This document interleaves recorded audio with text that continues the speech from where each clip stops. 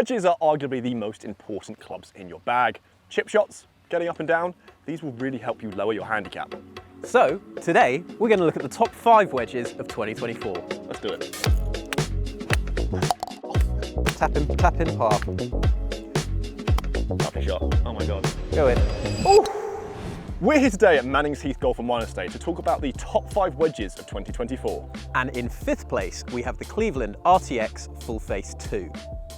So Johnny, Cleveland at Yes. number 5. Talk to me about this wedge. So yeah, the RTX Full Face 2, as you can probably guess from the name, has a full face of wedges, and it's got a kind of high toe design, Sure. which is designed to improve forgiveness. Keeps the ball on the face for longer, Yep. increases friction, increases spin, etc., etc. The two kind of key bits of tech are the zip core, which is like a low density core which allows weight to be moved to the perimeter, which is said to increase MOI by about 13%. Okay. Increase forgiveness. That's a lot. And who doesn't love an extra bit of forgiveness with their wedges? So yeah, the second bit is HydroZip, which is a kind of dynamic blast laser milled system on the grooves, which is intended to improve friction, increase spin, and in all conditions. So even if you wet the face, you're still going to be able to get the same kind of performance you'd expect from a dry shot. Okay. So all things considered, yeah, there's a lot of tech there. And I think it's primarily, I mean, anyone could really use this club, but it is one of the more forgiving wedges that I've tested this year. Profile-wise, what does it look like down at address? Is it a big one? Is it that of a pear drop finish? It is quite a big one. It's more kind of rounded at the, I guess you'd call that the toe. It's the high toe design. Yeah. It's more rounded than other high toe models that we have tested. But yeah, I mean, it looks good behind the ball. Sure. I'm actually quite a big fan of full face wedges. I've used full face in my kind of 60 and 56 for a couple of years now, so I'm kind of used to it. May take some getting used to for those who maybe aren't as familiar with it. Yeah. But yeah, no, it looks lovely down at design. Cool. And we've got a kind of matte finish as well on the face, so Not you don't get any glare. Any glare, which we will definitely get on a lovely day at Mannings Heath today. Hit a shot for me and let's see how it feels as well. Okie dokie.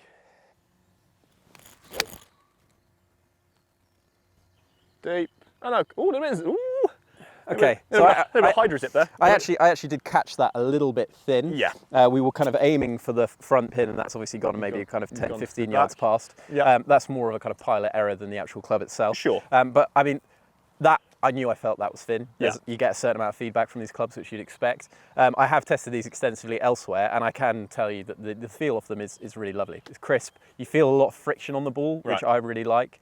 And yeah, overall, a very, very good offering from Cleveland. Cool. So let's run up to the green now and see how the Cleveland wedge performs when we're doing a little chip shot. Johnny, so we're on the green now. Yeah. Talk to me about this being number 5. Cleveland. Why is it number 4, number 3, number 2, number 1? So 2 reasons. One is looks. Yep. Visually, I just prefer the others in the list. Not to say that this is a bad looking club by any means, but I just prefer the design and the look down at address of kind of 4, 3, 2 and 1. And the second reason is it's just a feel thing more than anything. It's slightly to do with weight, but I just prefer just the swing weight of particularly the ping. That's probably my favourite. Sure. But yeah, not to say it's bad, but just not my favourite. Sure. Hit a bump and run and hit 1, 2, the little pin over there for me.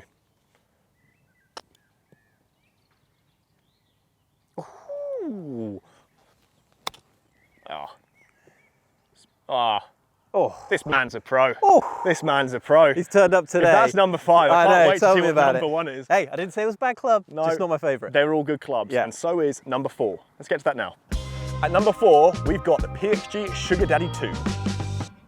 So Alex, what is it about the PXG Sugar Daddy 2s that you particularly like? So Johnny, this is all about optimization. Yes, I will say it is a very, very expensive wedge. It supersedes all of the others, perhaps a little bit too expensive for people watching this video, which is why we have placed it rather high in the list. But we can see we've got a lot of customizable weighting here across the toe and also quite low down, improving MOI, improving that ball flight. Some wedges don't have that much versatility and customization in terms of bounce and grind options. This has so much. Well, number 1 just pips it, but this is why you actually seen some of this in some PGA staff players' bags as well. These can be used on tour. The only downfall for me is that price, putting it a little bit too expensive. Which is fair. That being said, it actually has been discounted a little bit, so you can get a decent deal, but it is still about £100 or so too expensive. Yeah. Looking down at it, yes, it's a full face of grooves as well that we've got with a 58 We love a full face these days. It's still quite compact if you look at that for me. It's not a big wedge down at address, somewhat pear droppy. Yeah. But for a wedge that's PXG, that some people sometimes think, oh, the feel's not as good, proper forged, I would tend to really disagree. Yeah, I think they feel absolutely lovely. Yeah. And the weight is fantastic as well. Really good. Right, let's see if you can stick this closer. How far do you say this was? It's about 83 yards, I think, to the front pin. As long as it's not 82, that's fine. Right. That's all over it. That looks quite nice. Little bit on the short side, short. but we do That's really rolled get up out. there. And tell you what, I think this is quite good there with an ode to this full face of grooves. That was slightly high, as you can see with that there. Yeah. It's coming through a little bit toey, but we've still got about 10 foot or so. So a forgiving wedge, but just a little bit too expensive. Let's see how you fare when we chip it on the green. Okay. So PXG in at number 4. Tell me why. So number 4 is still good. This is still a very good wedge. The main thing for me is price and also feel. Number 2 and number 1, I think especially feel a little bit softer, which I think is quite premium and needed for a wedge. But it just being a good 100% more expensive for some wedges. Yes, I know you can get it discounted. It just makes it a little bit too much. And the price is so important nowadays. Yeah. It really is. That being said, though, I used it for a good season and a half, which is actually a lot for me, isn't it? And it performed very well. Right, so let's see a little bump and run, and then a slightly longer chip just to that back right pin. Oh God. I get them quite low. Bad. Yeah, it did come out quite low. I think it's because I've got a lot of You're just sharpening. closing the face down a bit, aren't you? That's what I do. Bite. That actually didn't spin. No. Love it is. That was actually quite a nice strike there. It's still a lovely feel, just slightly. Not. I don't like the word hard. Yeah. But just there's something a little bit softer, and we're going to talk about that now when we go to number 3. And in third place, the TaylorMade Milled Grind 4.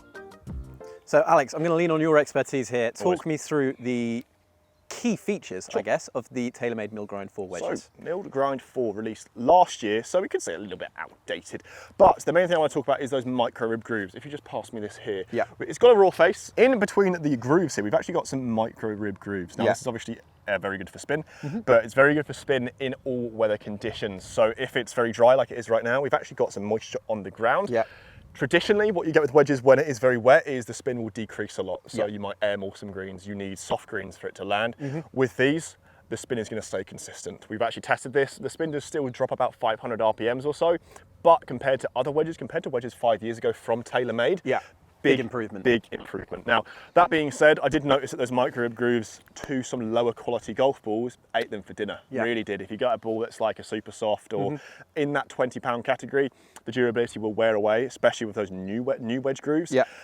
Right now though, this MG4 is about a year old. We had the raw face as well. The reason why I think it's not number 2 or number 1 is personally my aesthetical looks for it. I think there are some that are a little bit better. Yeah, I'd agree with that. It's not compared to 1 and 2, it's not as good a looking down at address. Actually, having said that though, I do really like the sole design. I think that's really lovely. I was going to say, you've got 2 things there, don't we? Down at address I think is most important, but shelf appeal, superb. And I love that black finish too. Yeah, right. Knock it in for me. Definitely the number. Sit. Oh, okay. not So I've too just bad. missed it slightly right. A little bit clean again maybe, or was it all right? Yeah, I think I just left the club face open a touch at impact there. But I mean, it felt good. It was just misjudged it. Just missed the green, 3 or 4 yards right. Still take it, 30 foot or so. Let's now go to the green, hit a chip shot and talk a little bit more about the feel of the TaylorMade MG4. TaylorMade at number 3. Johnny, I still think that's a very good position for TaylorMade. Indeed. Why is it not number 2 or number 1? I mean, it's another excellent wedge. This is just kind of down to personal preference at this stage. I just love the look of the ping in the Titleist down at address. Feel is also fantastic. This is also very good, but for some reason it has just been pipped to the post this year. Well, number 3 is still very good for TaylorMade, who are climbing up the wedge game. Chip these in for me. Spanish hands. It's an up and down. Me gusta. And hit the top spin. Lovely shot again. Oh, thank you very much. Johnny is he's on one today. I'm actually kind of concerned. TaylorMade, all of them, they're performing very well. These are all, we've obviously banged on about this a lot. These are all excellent wedges. Yeah, it's very fine margins when it comes to the difference between 1, 2 and 3. Yes, and 4 and 5. 100%. I think 2 and 1 though are as close as anything. I'm going to get on to number 2 now. In second place, we have the brand new Ping S159 wedges. So Johnny, the Ping S159. These are your gamers. These are my gamers at the moment. Yeah, I've got them in 50, 54 and 58. Lovely. So a nice little selection. Why? I mean, I love the new design. That was the first thing that kind of drew me to them. And then after a period of testing, they just performed really well for me. Okay. Yes, throughout all the different lofts, they're just, very versatile. I've got them in an S grind, which is kind of designed to fit the majority of golfers. It's kind of like middle of the ground, so to speak. But yeah, we've also got a kind of friction finish. As you can see, similar to the TaylorMades, you've got these kind of like micro abrasions in between the grooves, which are designed to increase spin. And another cool thing that Ping have introduced this year is a app that helps you get fitted into these before you're fitting, or if you're buying online. You answer a couple of questions, takes no more than 2 minutes, and from that it will give you a grind profile, which you can then either use to purchase your wedges online, or you can go to your fitter straight in and be like, this is what I think fits me, and then you can go from there, which is a nice addition from Ping. Kind of takes off people getting it off the rack just willy-nilly, Exactly, right? yeah, just buying whatever just because they think it's available in the shop, which would potentially be a mistake. Sure. Massively depends on the kind of turf you play on and your angle of attack and all these kind of things. Okay, well, hit a shot for me. Yeah. Lovely shot. Here, you can tell by that shot there, going to be in the green for about 20 foot away. You can tell that that bounce and grind is the correct one for you, just by the way. And actually, the turf interaction was spot on. So different. Let's now go up to the green now. I'll have Johnny chip again, because it's your wedge, and we'll just talk about a little bit more about why it's not number one. So Johnny, this is your wedge, and we've tested a lot of them. How close is this to the number one spot now? I mean, personally, we've had this discussion a lot. I would actually personally have this as my number one, hence why it's in the bag. But we've had a kind of frank discussion about it, and it has just been picked by Titleist this year. I think it's been a big improvement on the glide range. In terms of profile, performance still kind of, I'd say, fairly similar, to be completely honest. But at the end of the day, performance, it was just slightly worse than Titleist. We talked about the spin rates already, and that was kind of the key deciding factor this year. Yeah. Either way, show me why it's in your bag. All right. No pressure. Oh, a little bit of zippage on that as well. Yeah. Wasn't my best connection, actually. No, but I mean, the forgiveness is there still. Yeah. This is the money maker. This is the money maker. Zip. Lovely shot. Oh my God. Go in. Oh, lovely. My man's on smoke. The second one was better than the first. Much harder chip. Yeah, absolutely. Right. Well, yeah, and that is why I love the Ping S159 wedges. But I love the Titleist SM10, and that's number one. Number one, and the best wedge of 2024, Titleist SM10. So, Alex, talk to me about the new SM10s from Titleist. Happily, sir. These are my gamers. There will be a lot of PGA Tour players, golfers gaming these as well. Comparing it from the SM9s to SM10s, not a big difference, but that is definitely not a bad thing. Now, I think Titleist offer the most versatility, customization for bounce grind options. I was lucky enough to be fit for these, and what was really interesting is, similar to actually Ping, they do have an online feature you can use, but it's a little bit more in depth. It actually requires for you to hit some shots as well. And for me, they were able to kind of tell me everything for a gap wedge, sand wedge, lob wedge, pretty much. I really liked a few of the new bounce and grind options that they had compared to the SM9. Now there's a little bit of optimization in terms of the CG placement to make that ball flight kind of low and spinny. Some of the PGA Tour players, the SM9s are actually slightly draw bias, which I found quite fascinating. I certainly didn't feel that, but when you're working in iterations of wedges, there's not going to be that many big fine margins. Exactly. And to be honest, they don't need to do too much compared to the SM9s. No, they were also particularly good wedges. They were very, very good. Not too much of a difference down at address. I do have the new jet black finish. One thing I will say is I may have made a mistake in that. I probably would have gone to a different one, just the knowing of the durability of it. But that being said, shelf appeal, Titleist takes the top spot for me. It's very, very difficult to beat it. I would say they're probably the same in 10 years' time. They really are firmly at the top spot of wedges. Do you think someone will beat them in the next 5 to 10 years? I would never say never. I think we've what we've seen from Ping in recent years is really good growth, and they've improved year on year. So I don't think there's anything stopping a brand from dethroning Titleist at the top of the table. I like your enthusiasm. Funnily enough, we did actually really compare the SM10s to the Ping S159s.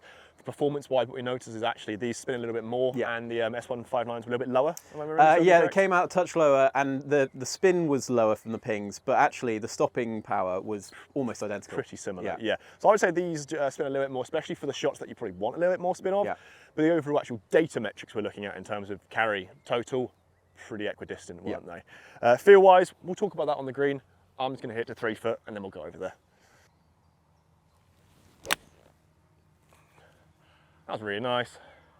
Here, the turf interaction, spin a little bit. So a touch long. Yeah, touch long. Stops pretty much distance on a dime. control, really. But what we're seeing there, and what we're talking about, is kind of custom fitting era that we have with wedges. The last shots that we've both hit there with Ping, with Titleist, you can actually tell the difference, and you can tell why these are gamers. You can actually hear the difference as well in the turf interaction.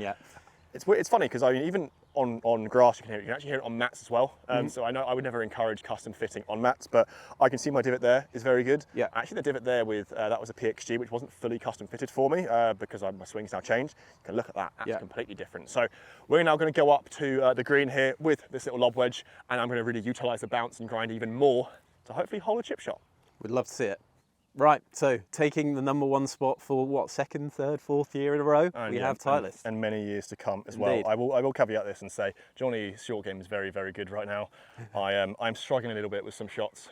So almost like, what was it, Johnson Wagner last week at the PGA Champs. I'm going to say something and then chunk it. Hopefully not. But one thing I just come love, on, you've got this in your locker. Yeah, one thing I do love about this club is just the feel, especially from shots like this. Like the turf interaction, when you're able to be fit for wedges, you can really tell the difference. And that's why I will always say, for wedges especially, know your bounce. 100%. Know what club would work for you. Yes, it can be a custom fitting. It also takes some research, some knowledge as well, what conditions you play in and whatnot. Big factor. Let's see if I can, not dunk one, let's see if I can get up and down. Get this nice and close. Tap in par. There That's an excellent chip. There we go, a little bit handsy, that's my problem. I'm kind of setting my hands and then right in the transition, I'm going, whoop. Just think Dan Grieve. Get him in your head. That's all I think about, mate.